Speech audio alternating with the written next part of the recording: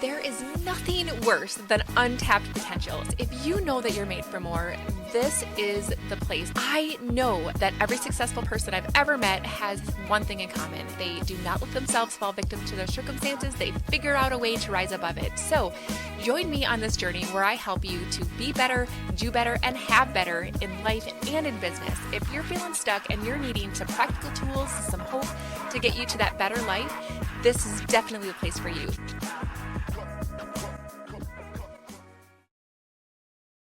Hey everyone, welcome to the Unstuck Podcast. I am your host, Lachelle Weemy, and today we get a chance to talk to online business coach, Tara Bushaw. You guys, she is fantastic, has an incredible story, and I know that she's going to be an amazing resource for anybody who feels stuck at home and needs a really inspiring way out. So Tara, thank you so much for joining us today. I cannot wait to dive right in. How are you? I'm good. Thank you so much for having me. Oh my gosh. So you are doing all kinds of cool things. Why don't you tell us a little bit more about yourself? Who are you? What lights you up? How do you serve people these days? Yeah, so as you said, my name is Tara, and I am a married mom of 8 from Minnesota. I have 3 adult kids that are living on their own and have some babies, so I have 4 grandbabies too. But then I homeschool the remaining 5 that are home. And I have several kids that have some medical issues. I've got 2 with type 1 diabetes, and I got 1 that has Down syndrome. And so I really focus on helping parents find alternatives to the 9 to 5 because I feel like we've all been shoved into this box that we're supposed to thrive in. And there's a lot of people that have circumstances that don't fit into that box. And so I help them start online businesses with skills that they already have so that they can be present and focus on the things that are important in their life.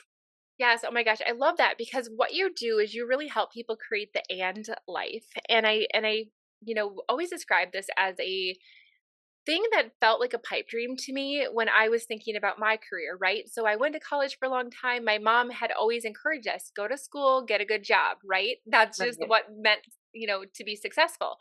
And I really loved the feeling of being challenged and fulfilled and having a purpose outside of my home. But I also realized that that life was really leading me to a place where I was not as present as a mom as I wanted to be.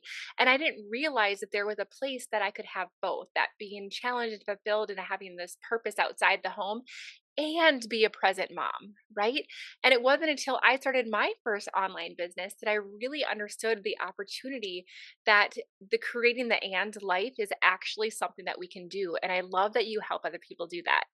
Yeah, it's something, I mean, you don't know what you don't know. Right. And so, something that I hear from one of my mentors all the time is that it's hard to see yourself outside of a reality that you've never had. Mhm. So, when people aren't exposed to that, they don't know that that's possible. And so, that's really what I thrive in doing is like bringing those aha moments to people and letting them see like that they can have this alternative life, right? That it is possible to have everything because we're told you can't have it all. Mhm. You're Right. told you have to choose one or the other, and it absolutely doesn't have to be that way. So it's so much fun when people come into my world and they're like, "What? Like this exists? Like I can do this?" And I'm like, "Yeah, you can." Oh my gosh. And I think that I was just listening to something and ended up having a conversation around it recently where people were talking about, I don't have the time or I don't have the money. And it's like, you try saying that's really not that important to me and see how that feels. And I Mhm. think that when I hear your story of having 8 kids, not just 8 kids, but 8 kids that need extra special attention and the homeschool part of it, and you still have the energy to have your own business, girlfriend, like you're taking that paradigm of I don't have the time or maybe I don't have the money because I have all these children to support. I can't possibly start something on my own. I love that you prove what's possible. And I just wanted to just make sure that I acknowledge that real quick too. I appreciate that. I get that feedback a lot. I actually just was talking with somebody that had come into my program, and when she was watching my free training, she was like, "I just love like your story." I was able to be like, "Well, if she could do it with this many kids, like I could do it with this many kids." And so I think it's definitely for me like I'm walking the walk, and so I've had several people say like, "Oh, like I love the fact that I've got these circumstances at home, and so do you." And so like out of anybody that I follow, like you understand that life happens. And so that has been something that I feel like has helped me step into who I needed to be, Yeah. seeing how many other people struggle and then not having somebody to follow along with that understands that struggle. Oh my gosh, 100%. And I think that what you are is also an example of how we can take our struggles, our pains, our hurts, our stories in general, and we can use that as a catalyst to fuel the impact that we can have in the world. And so we can feel sorry for ourselves that we're in situations, or we could say, oh my goodness, how cool is this that I've been able to experience this and I can help someone else along on their journey. And I think it's really cool. So, why don't we get into your story then? Like, why don't you give our audience some insight into who Tara is and how you got to be so passionate about what it is that you're doing today? Yeah, so back in 2001, I was actually pregnant with my third baby. And at that time, like I knew that I didn't want to go back to work after maternity leave because I had already missed out on my other two kids. And let's be real, like the idea of putting three kids in daycare was like, I would have been paying to go to work, right? And so I had the conversation with my husband and I was like, let's just, I need to quit my job. It's not going to pay to go to work. I'm just going to figure it out. And so that's what I did. I went and I put in my notice, told my boss I wasn't going to be coming back after maternity leave. And my coworker happened to quit or put her 2-week notice in the same week. And so because she was going to a job, but I was just going to be home, they asked me like, well, hey, can we, basically work with you or continue to work with you if you are doing the work at home. And so my business accidentally started, right? Like, and by the time, like, I was doing it and Yeah, I didn't realize that what I was doing was freelancing until like after a longer period of time. yeah, And so all that was great and dandy. That went on for many years. I was able to work and be home with my kids. And then fast forward to 2013, mm, we found out that I was pregnant with baby number 7. And a week later, my husband, who was 37 at the time, suffered a stroke. oh my goodness. And so here, he is 37 and he can't go to work and just everything is up in the air. And I started like joining groups and started joining communities like with, young stroke survivors and things like that, like trying to navigate this journey of recovery and the unknown.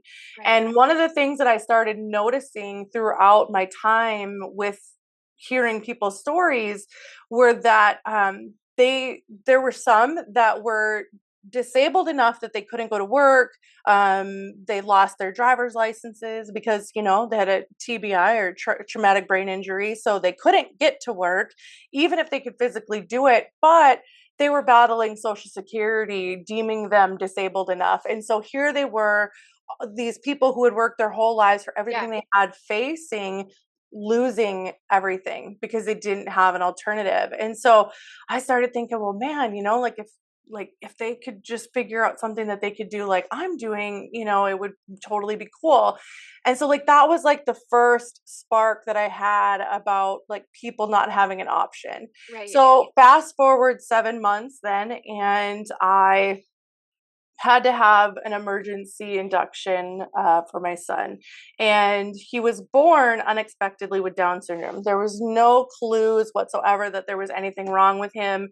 A week beforehand, those clues started showing up in Mm, my newsfeed, which was really, really weird. I think that was like God's way of saying like prepare, right? Because when he was born, I wasn't shocked. It was just the weirdest thing. I wow. can't even explain it. But anyway, so he had to be life flighted 5 hours away from home. We had to go to Minneapolis Children's. And for the next year and a half, about, he had numerous hospital stays in that time period. And one of the things that I happened to notice on our last hospital stay, it was supposed to be an overnight stay. It was supposed to be a same day surgery, Mm, and they were going to keep us overnight because we live so far away. okay. And he ended up, I don't know, he had a lung collapse or something. Anyways, he got stuck on the ventilator and we ended up being there for a total of 5 weeks. But throughout this period of time, I started noticing there were a lot of kids in the hospital rooms by themselves. I'd actually started noticing probably at one of the prior hospital stays, but this Yeah. time I was there for an extended period of time. Right. Right, And right. so I started like questioning the nurses. I'm like, why are there so many kids here by themselves? Like, I can't imagine, because it was a busy time of year. It was RSV season, flu season, and they were busy and mistakes were made. And had I not been there, my son would have died. I know he would have, because I had caught some mistakes. And so I asked the nurse, like, why are there so many kids here? And she said, well, some of them are here for quite a long time. Mom and dad have to go back to work. They don't have enough sick leave, paid leave, and they were facing, a lot of them face losing their jobs. And so they can only come on the weekend. And I just thought, I couldn't imagine. Like, my child would have died if I wouldn't have been there. And all of these parents are having to leave their children in the care or trust of medical professionals, which generally you can, but they're humans and mistakes happen. And so that was like a huge, huge thing for me. And so I just thought, you know, I've got this ability to work in my son's room. I didn't leave once in that whole 5 weeks. I was working right there in the room. I still had money coming in, right? And I wasn't facing losing my job. And so I thought, there's got to be a way like that I can share this message. Like, there's got to be something, right? Like, I got to figure something out. And so even in the hospital room, I kind of started doing some research, and I was looking at blogs, like, how does a person start a blog? And then it was probably about the week before we were going to be discharged, and I noticed the nurse came into our room and started closing the curtains to the hallway, because these are all glass pods, so like you can see out into the hallway, you can see into the other rooms. And I could see that another nurse was doing the same thing in the room across the hallway. And so I asked the nurse, I said, what's going on? And I had noticed for like the 2 days prior to that, that there was a lot of people coming and going from the room next door. And she said, well, the child next door isn't going to make it. They're donating his organs. And so they're going to do a hero walk, and we give them their privacy and whatnot. It was like a gut punch, right? Because the week prior, I could have been facing that same situation. And then it really started to get to me, because I'm like, you know what? Like, I can't imagine being in this situation where that your child is not going to make it, whether it's cancer, whether it's something else, and you have to leave to go to work all week long, because you still have bills to pay, and you still have to put food on the table. And so I'm like, if I was in their situation where I literally had to leave my child a week at a time, knowing the clock was ticking, I would be beside myself, right? And so that was really like the driving force to that. And then there was one more story that happened, but I don't need to tell everything. But it was definitely it was just that piece of it was like, okay, I got to figure it out, right? Like, I got to figure it out. Like, and so the calling came to me. I didn't go looking to start a business. I didn't go looking to be an online business coach. Like, it came to me. And ever since that happened, like, it hasn't left me alone, right? Like, there's times where I'm like, oh, maybe this isn't the right fit, or maybe it's just too much, because it would take me a month to prepare myself to go live on Facebook. But each step of the way, I just kept pushing through and kept pushing through. And I mean, and here we are, like, I'm comfortable on camera now. But it was definitely not my doing. It's not something that I went looking for. And so that is really what prompted me to do it, and what keeps me doing it. And I think there's so much in your story, Tara, that I can relate to, because I also feel that where I am now is so different than where I thought I was going to be. And I am such an introvert. Like, I did not want any attention. So I've never posted anything on Facebook. Right. And now Hmm. here I am, like 2.5 years into my podcast. And I'm on the camera all the time, and I'm on stages speaking, and it's so crazy to me because it doesn't feel real. But the crazy thing is that when I'm in these spaces, it's almost like I'm somebody else, because it's all about service. Like, it's Yeah. not about me at all. It's like I'm watching God do something with and through someone else for Mhm. someone else. And I just get to be part of it. I don't know. It's so weird, but it almost kind of feels like the same thing for you. Like you're just driven by this really strong force to serve and this calling to do so. And you're Mhm. recognizing that he's equipping you each tiny step of the way. Yeah, it was interesting. I went to a business conference a month ago, and it was something that I battled with. Do I go? Don't I go? Like, it was a whole week to disrupt everything, leave my husband home with all the kids. And I just felt like I had bought the tickets last summer, and then I was like, oh, I'm not going to go. And so I refunded. And then all of a sudden, I just felt like this strong urge that I needed to go. And so Yeah. I rebought the tickets and I went. And the very first speech was on being driven. And the presenter said, God doesn't call the qualified, he qualifies the called. And I was just like, holy buckets. Like, that's why I was supposed to be here. Just a reminder Yes. that, that I didn't ask for this and it's happening, right? And I'm actually changing lives. And Yes. so it's pretty deep when you start thinking about it. But one thing that I notice is a lot of people, they pray, right? Like, I want something different, like, change my life, like, help me make a difference. But then when they have an opportunity to have those prayers answered, Yeah. if it's something hard, Yeah. they don't see that that is their prayer being answered. They don't Mhm. step into it. And I feel like I didn't pray for this, but like I'm acknowledging that it was put in front of me. And so then I've had to pray though, right, for the strength to follow through on the steps and like, Yes. let me step into who I need to be in order to fulfill this. And that's exactly what's happened. It's so crazy to me to see how far I've come Yeah. compared to when I started, and then I keep pushing, and it's just like, wow, Yeah. that we have this ability to do that. That is amazing. And I just have to say, I don't think I shared this with you the first time we chatted, but one of the reasons that I started this podcast in the first place was because my grandma was such an inspiration in my life. And she was someone that really parallels you in many ways. Now, she had a situation where both of her parents passed away, and then she lost two children, one of which was unfortunately in heart surgery at the age of 4 and didn't make it. And I think back on her life and I thought, what an amazing woman because she was so positive. She was so funny.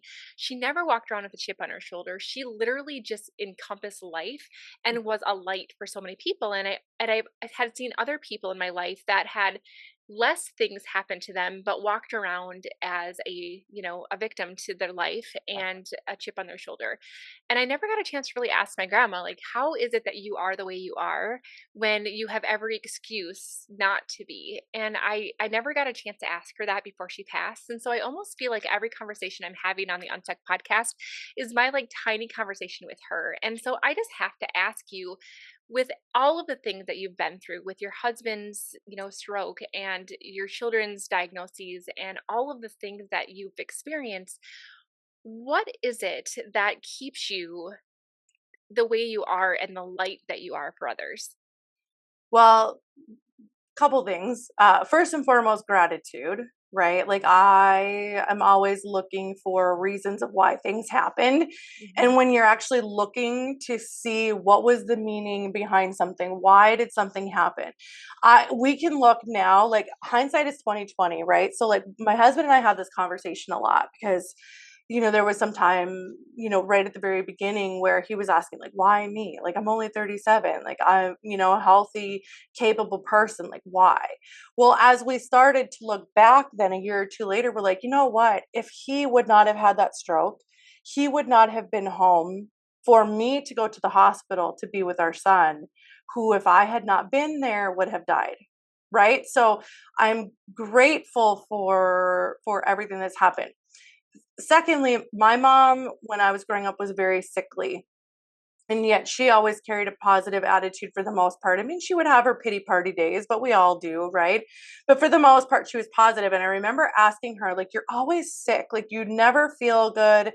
Like, how do you keep, a positive outlook on things? And she said, well, because she goes, sometimes I could sit here and be like, why me? She's like, but then some days I'm like, why not me? Somebody has to deal with it, right? And so that was the second thing that I was like, okay, well, why not me, right? And as I start to put those pieces together and I see all of the people that I'm able to connect with because of all of these different things that have happened, right? Like it isn't just one thing that has happened in my life, it's multitude of things. And so almost anybody that I talk to, I can be like, oh yeah, I can relate to that because XYZ. I can relate to that because this happened. And thirdly, the thing that keeps me positive is I have been a mental health transcriptionist for the last 21 years. And when you see the lives that some people go through, and your circumstances in your life don't touch anything as horrific as some of those people have gone through, you almost are unable to complain Mm, about the bad days. yeah, So that's really interesting that you mentioned that because one of the most profound stories I guess I had heard was the story of Viktor Frankl.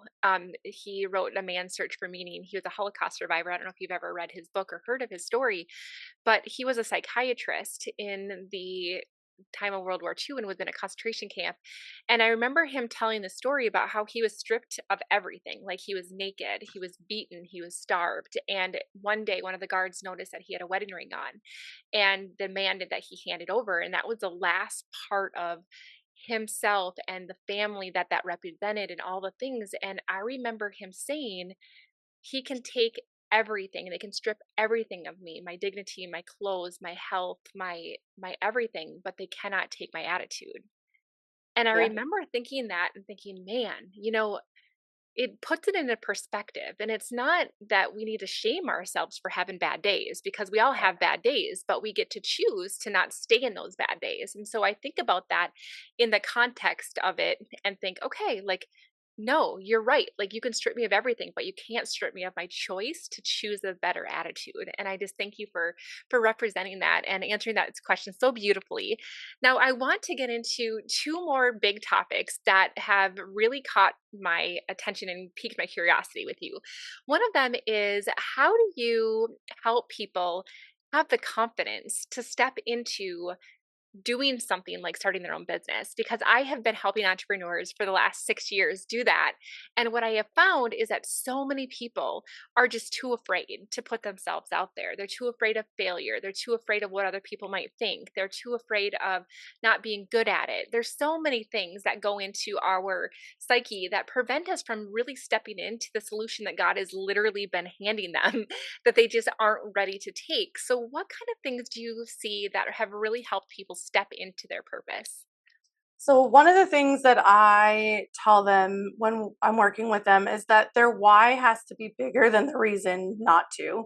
Okay. If they are like, facing, I think it's interesting because I heard this analogy a couple weeks ago from somebody, but they had said like, if your child was kidnapped and you had to figure out a way to make money to, pay the ransom and get them back, you're going to figure it out really darn fast. You're Yeah. not going to have an excuse for why you can't do something. Right. And so I feel like when people have a super important why they Yeah. need to do something, they're going to take action. If it is just a leisurely choice Hmm. and it's something that they can choose the easier path, then that's what they're going to do because our as human nature, our fight or flight response kicks in anytime that we're going to do something hard. So Right. if I get the people that come in and they're like, okay, like I need to do this, like I absolutely want to do this, like I'm driven to do it. They're still going to have their days where imposter syndrome kicks in and things like that. And I always tell them that they aren't scared necessarily of failure. They're scared of leaving what they know behind to go into something that they can't see. And so that is really what the problem is for Right. them. So I try to let them know, like, you're not going to see the whole staircase. You just have to build one step at a time and then go up that step and then do that process. And so I'm very much an advocate about doing so that you can become and not the other way around because you can't step into who you think you want to be without taking the steps to get there. And so that's something that I tell them. And then as well, just being a support. I find that so a lot of people have programs where it's just go watch the videos and then go do your thing.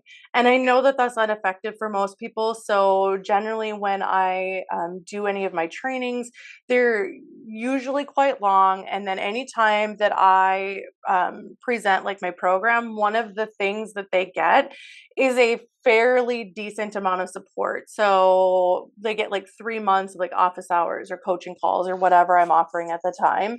And so they get hand holding Yeah. basically because I know that so many people just need that support to step into it.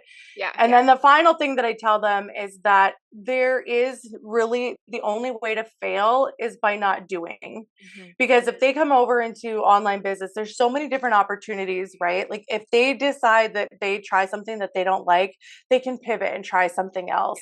And the only way that it's never going to work is if they just don't put in the time or they don't do Right. it because they're Right. going to find something that fits them. 100%. I mean, that's just it. Like, you have to take the one first small step in faith, and then the next steps kind of present themselves on their own. But if you don't take that first step, it's really hard for you to get to that place. And I think back, when I first started my first online business, it was actually in network marketing. And a lot of people don't realize that you can start a business in a box for very, very little money. At the time, I think it was like $75 that I could start a business. And I'm given all of these tools, and it's really up to me on what I do with them. Now, that's not what I'm doing now, but what that did was it gave me the tools and the skills and the knowledge to be able to coach people on all the kinds of different things that I saw were missing in the industry of just being online, right? So you never know where things are going to lead you. You just have to start where you can and then Yeah. be open to the adventure of what's going to unfold, right?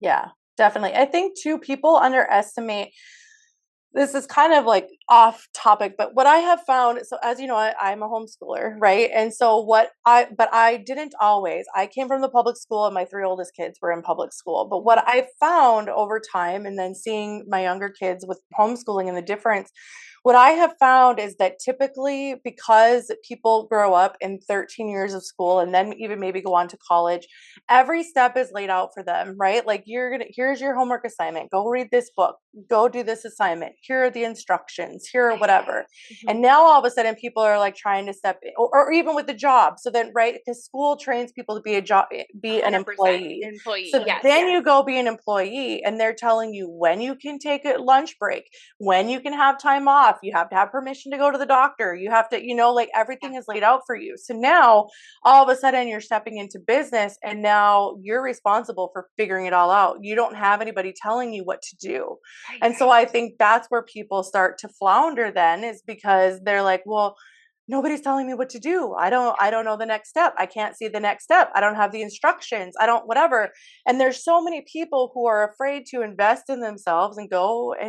and communicate with people, get on podcasts, hire a coach, do whatever. Mhm. And so then they're trying to do this thing on their own without a roadmap or Right. without anywhere Yeah. to go, which is the same with like the network marketing, which is why we see so many people step into the sleazy tactics of it, right? Like people can succeed with network marketing if they do it the right way, They but totally most can. aren't willing to take those steps to do it. And so I feel like we are products of our society. Oh my gosh, yeah, like the culture and the programming, I guess. And Yeah. it's so interesting because my husband's a fifth grade teacher, and we've talked about this a lot. That the way that the schools are set up, it's actually discouraged to disagree or Yeah. to prompt a really good intellectual conversation.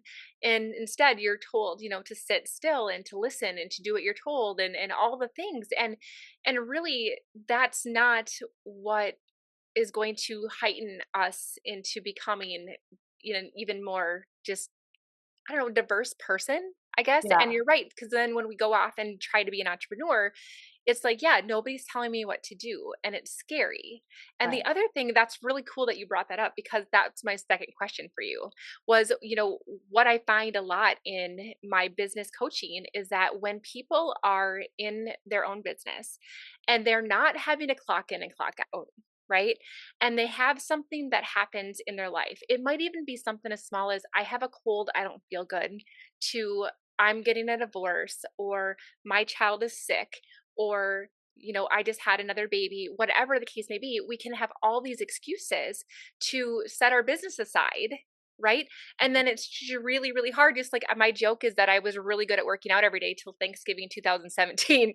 Like sometimes we can have something that happens to us that completely disrupts our normal habits. And then it takes a lot of momentum to get back going again. And so, how is it that you have been able to continue to grow your business and be consistent when you had all of these things that were piling up in your life? And how do you help other people do the same? So I would say that for me, it has been, I didn't give myself a choice, right? Mhm. Like I didn't leave myself an out because what happens with a lot of people is they go into online business with the idea that, okay, well, I'll try it, but if I fail, I'll just go get a job, right? And so they don't give it priority because Mm, they feel like they have a backup plan. Well, I yeah, know for me, going and getting a job isn't an option. I don't want a boss. I don't yeah. want to do that. So Mhm. so it's interesting, and I often see, and I don't know if you've seen this at all, but I get people that kind of come into my world and they say, "Well, I don't want to fail. Like I fear failure." Mhm. Okay. Now, what's interesting, and we go back to the school thing, what I find so interesting is that that has been deep rooted in us too. Like we can't Yes. fail. Like you have been seeded with the idea that failing is bad. You Right. have to succeed all the time. And so Right. then people have this idea that failure is bad when we Right. know in online business, no, fail fast, right? Fail forward. Yes. Like it's a Yes. good thing. Yes. But until you figure that out, then people have a hard time stepping into that. Yes. So basically, when they come into this, they'll be like, "Oh, well, I don't want to fail," but they're scared to take the leap because they don't want to fail. And then all of a sudden, I see them like doing sleazy tactics of MLM marketing, and part of me is like, okay. They want something, right? Like they want to do online business. They want to do this thing, but I see them go and sign up for these business in a boxes, and they know subconsciously that it's not going to work because they've tried numerous ones before, right? So they subconsciously know it's not going to work, but they're taking action and it feels like action, Right. right? So then when it doesn't work out, because we know it's not going to, so when it doesn't work out, it's them reinforcing their Right. story that if I Right. try something new, I'm going to fail. Right. And so then they can go back to having the job and being safe, Right. right? And so that's what I see. So, for me, when the people come in, like I didn't give myself an out. And so when I talk to my people too, like that's why I say your why has to be bigger Mhm. than any other reason, or you're going to give yourself an out and you're going to give yourself an option and you're not going to do the work and you're just going to fall back to your backup plan, which is going back to a job. Right. And Right. so it's 100%. a whole process, right? And people don't understand that like online business, like 90% of it is psychological. Like Yes. like 10% is actually doing the thing. Right. 90% is getting yourself to do the thing. 100%. Like, I totally agree. Like, in fact, like my strategy session, people can't even have my strategy session day until they've gotten through the mindset work that I have as a prerequisite because they don't understand. Like, I can tell you what to do all day. I can give you the scripts. I can give you the what you should do for your daily income producing activity, but there's so much that goes on between our ears that Yeah. that can sabotage us. And I think one of the things that you touched on was that, you know, we oftentimes too really expect ourselves to be able to decide that we're going to be a business owner, right? Mhm. And we should be good at it from day one. And then if it doesn't work out exactly the way that we think, then we just say, well, this didn't work, Yeah. right? Right. And what I think that a lot of us don't recognize is that, I do anesthesia. That's one of my things that I do. And I had to go to school for a really long time to be able to do this. So what makes me think that I can just start a business and then not invest any money or time into learning the best way to be a business owner? Right. And so we think that, why should I invest in a coach or a mentor or a program when I should be able to just, do this? But in my mind, like it's a tuition, right? It's Yeah. tuition and it's accountability for us to be able to develop those habits, to be able to stick with it when we don't feel like it, because that Mhm. accountability is built in while we're building those habits and while we're really solidifying that why, that's going to keep us from working even when we don't feel like it. I mean, I remember being in my son's hospital room when he had an appendix that ruptured. And I remember sending, clients things and doing things like that in the meantime because I didn't give myself that out. And I love that philosophy because it's so easy that we can have kind of one foot on shore and one foot on the boat, right? And especially if we're trying to work our part-time job and our full-time job as a transition. And as Mhm. long as you have that one foot on shore, it's really, really hard for you to get in the boat and go, don't you think? Yeah. Oh, 100%. And I think that's where you get the, people are always talking about like burn the lifeboats, right? Yes. Because if you don't, you're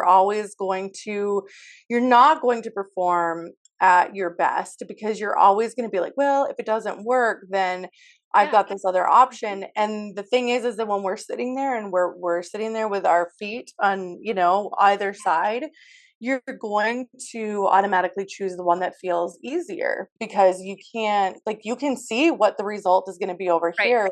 And so one of the things like that I tell my students is that going to work and selling all of your time and losing out on your kids growing up is hard, and building a business is hard too, but it's a different kind of hard and it's a rewarding hard. And so I'm like, you guys have the choice, pick your Yeah. hard, Choose your hard. Yeah. you 100%. know. And 100%. when I put it in those terms, they're like, "Oh, wow." Like, Yeah. you're right. Like, neither option is easy, Mhm. but which one, because I said, "Yeah, going to work might sound like the easier option." I said, "But in 10 years from now, 20 years from now, when your kids are grown and you're watching those home videos and, you missed out on all that, what's gonna be harder? The regret Yeah. or, I mean, that's something that you have to think about when you are moving forward. Do you move forward or do you know that you're going to regret it in the future? Which Yeah. one's going to be harder? Oh my gosh, like I left my 20-year anesthesia career just like a month ago. Hmm. And within that first couple weeks, I was able to go on a 3-day overnight field trip with my 7th grade son. Yeah. And I just like couldn't even believe that I was there because I could never get the time off before that to ever volunteer. And here I was for 3 days. Like maybe it's an like if you're gonna go do anything, do it big apparently. So I spent 3 days with a bunch of 13-year-olds. Like who does that? Right? But Right. it was amazing. It was amazing because I could. And I Yeah. think that we really do underestimate those small little things that when we look back and say, I am so glad that I didn't have to miss that, it's going to be worth all of the pain of learning and growing and the things that we have to do as business owners. So I would love to know, Tara, how do you help people discover what is the right business to start? So we kind of have a process that we go through. So when I do like even my free training, I have them list out all their skills because as a business person, like you're seeing, showing up in your newsfeed, come and be a bookkeeper, that's the best thing. Come and be a proofreader, that's the best thing. Like all of the best Yeah, things, right? yeah, But what happens is people are like, yeah, that sounds really great. And then they dive into it and they're like, yeah, that's not for me.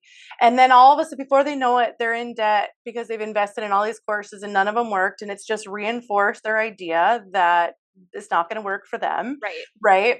And then unfortunately, they're no better off than they were when they started exploring this. And so when people come into my world, I'm like, you need to tap into the skills that are already innate and already a part of you, even if they were ones that you learned in a job, Mm, like something that you're comfortable with so that imposter syndrome doesn't kick you to the curb. Because what right, happens is people come into online business.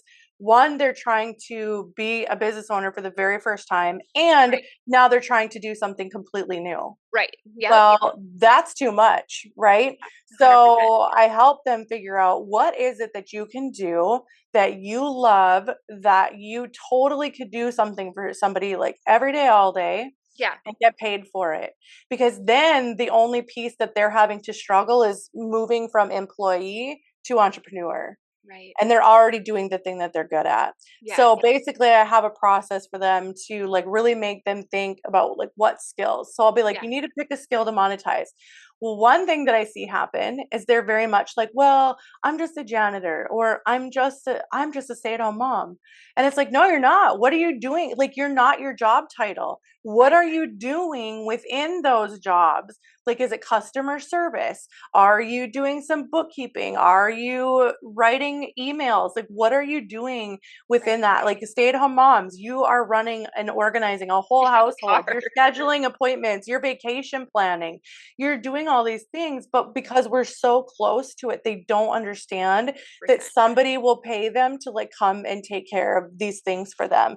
And Yes. so really we have like resources that list some of the online careers, and we have a process of like how to pull out some of the skills and list the skills and get rid of the ones that they don't like. And so there's a whole process. And so I'm very much like, let's pick the skill that works for you. And it's so funny because a lot of the time they'll be telling me things that they like or whatever, and then you can tell by the way Yes. they like all of a sudden they change their posture and they Yep. start talking loud and fast about the one thing that like excites them. And I'm like, that's it. And they're like, well, what do you mean? I'm like, that's it. And they're like, it's that simple. And I'm like, Yeah, yep. yeah, and it just takes somebody else to be able to see it, and I have a client that was really struggling. She actually hired me to help her build her network marketing company really big, and it was so funny because she was kinda stuck a little bit, and I was telling her because I knew, I could see it, that she had literally ran a company before she transitioned to this in her retirement. She wanted something different, but, whatever. She couldn't see that she was so equipped because she ran a company, and she couldn't see that she was equipped to lead an organization the size that she wanted to in network marketing. And it was so interesting because she's like, Lachelle, I couldn't even see it. And it's like, just Right. takes people like Tara, you guys, to be able to see what you can't see in yourself, and pull out your body language and pull out the things within you that are going to make a difference in the world, and take all of the pieces of what you're good at and what you've been through and how you've been able to help other people in big and little things to be able to truly step into your purpose. And like she said at the beginning of this conversation, God will equip you each tiny step of the way as long as you are listening to him and following his lead. Wouldn't you say? Oh, 100%. And I think it's so people don't understand. Like, this is the thing. If you're like, well, what skills do I have? Like, what can I do? Think about the things people come to you for. What are they coming to get advice from? Like, what is something that you're able to advise people? Right. Something is sometimes it's just so a part of who we are. It's just comes so natural Right. that they think everybody can do it. And Mhm. it's not like that's natural to you. Yes. Yes. Yeah. I love it. Oh my gosh, we could talk all day. You know that, right? We totally So, could. what things have we not touched on that you really, really want to add to the conversation? I think just letting people know that even if you don't think you have skills, you got them somewhere, even if it's a hobby. I think it's so interesting to me because one of the things that I tell some of my students, or even in some of the trainings that I have done, is that sometimes your skills are only your skills because you put out a whole bunch of job applications and you took the first job that called and gave you an interview. It isn't because that's something that you wanted to do. It isn't necessarily something that you were equipped to do, but like you took the job because they hired you. Right. So, what are some of the innate skills that you have? What are some of the hobbies and the talents that you have and the passions that you have that you would love to take and turn into a business that you didn't even think was possible? Like, I see people who were, like they love Pinterest. They could spend all day on Pinterest and doing the pins and doing whatever, and they've now become Pinterest managers for business. Yes. Yes. Right? So it can be things so they don't understand what's available because the only things in their mind are what is available in their local community. And Right. so when all of a sudden they turn over into this online thing, they don't when they see certain opportunities, they're like, that's a thing? Right. Like I didn't know that was a thing. I Yeah. didn't know. So open your mind. Like honestly, like if you want to step into this world, open your mind to the possibilities because it truly is. Like, I know we hear this analogy a lot, the sky is the limit, but it literally is in It this totally is. case, Yeah. you I know, know? I have clients from all over the world, and I'm in, Yeah, the tiny little corner of Minnesota, right? Just like you yeah, are. And it's so much fun because the sky is a limit. And I'm sitting here thinking, "Oh, I need a Pinterest manager." Like where is she, and so you right. never know what people are praying for, you guys. It might just be your exact thing that you could do. Like, I oftentimes will ask people, like, if you could do something all day long, like geek out and do it all day long and nobody would bother you, and even if you couldn't get paid, like, what would you do? Oftentimes that's such a big hint because I could spend all day on Canva, and that's one of the things that I'm doing is designing things for people. Why? Because it's fun, Yeah. right? It doesn't have Yeah. to be tedious. It can be fun, and you're blessing other people with your talents. So, Yeah, definitely. And just to touch on that, so I have a student that just came into my program not too long ago. She's got a professional, job in the medical field. And so we were like having this discussion of like, yeah, well, what would you like to do? And what are your hobbies? And she yeah, tells me that she loves scrapbooking and she goes on scrapbooking weekends and she's very creative. And I'm like, girl, why what about designing? Get on yeah, Canva, design. And she's like, that's a thing? yeah. Yeah, it's a thing. It's a thing. I love it. You guys, you have to make sure that you find Tara. All of her information is in the show notes. So if you are feeling led to give yourself some options, give yourself an an an opportunity to really step into what you're supposed to be doing and to create the and life so that you could be the present mom and be challenged and fulfilled and find that purpose, then Tara is your person. So I am so grateful that you're here. If you haven't already, hit subscribe and then make sure that you leave a review so that Tara can hear exactly what it is that you loved about this episode. We love it when you take screenshots and put us in your stories and tag us so that we can share you out as well. And then, of course, make sure that you're sharing this episode with anybody who could be blessed by Tara's message. So, one of the things that we always do here in the show, right before we, wrap things up, is I always ask the guest, Tara, to think about a question that the audience could be thinking of that's going to move them forward from where they are to where they want to be. So, what question would you ask them to think about? If you were to look 20 years in the future, what would your thoughts be on the way life went? Would you have regrets for where you are right now? If you think you're going to be happy with it, then great, you're probably where you need to be. But if you can look 20 years into the future and you regret the things that you didn't take a chance on and the things that you missed out on, then it's time to take a look at what you're doing right now and change it. Because what's that saying? The best time to plant a tree was yesterday, but the second best time is today, or 20 years ago, I guess. 20 years ago is the best time. Today is the second best time. And Yes. so I think that that's something that people definitely can take a look at and be like, oh, okay. Absolutely. Oh my gosh. Thank you so much for being here. You guys, thank you for listening. And I hope that you got as much out of this as I did. And I will see you next week. Bye, everybody. Bye.